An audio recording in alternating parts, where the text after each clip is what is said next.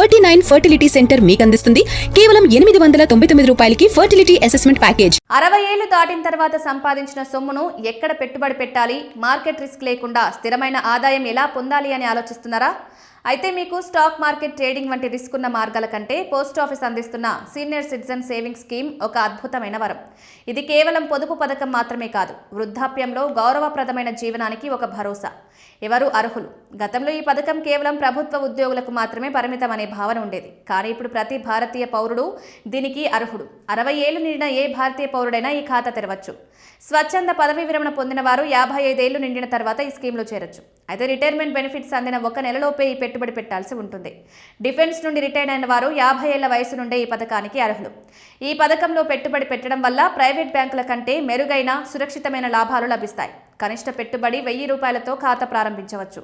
గరిష్ట పెట్టుబడి ఒక వ్యక్తి లేదా భార్యాభర్తలు కలిసి గరిష్టంగా 30 లక్షల వరకు పెట్టుబడి పెట్టొచ్చు. ప్రస్తుతం ఈ పథకానికి ప్రభుత్వం 8.2% వడ్డీని అందిస్తోంది. ఇది ఇతర పొదుపు పథకాలతో పోలిస్తే చాలా తక్కువ.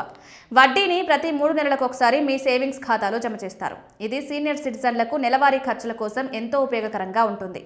ఈ పథకం ప్రాథమిక కాలపరిమితి 5 ఏళ్లు. మెచ్యూరిటీ పూర్తయిన తర్వాత ఖాతాదారుడు కోరుకుంటే మరో 3 ఏళ్ల పాటు పొడిగించుకునే అవకాశం ఉంది. ఈ పథకంలో పెట్టే పెట్టుబడిపై సంవత్సరానికి 1.5 లక్షల వరకు పన్ను మినహాయింపు పొందవచ్చు. అయితే ఒక ఆర్థిక సంవత్సరంలో వడ్డీ ఆదాయం 50,000 దాటితే టీడీఎస్ కట్ అవుతుంది. ఒకవేళ మీ వార్షిక ఆదాయం పన్ను పరిధిలోకి రాకపోతే ఫామ్ 15H సమర్పించడం ద్వారా టీడీఎస్ కట్ కాకుండా చూసుకోవచ్చు.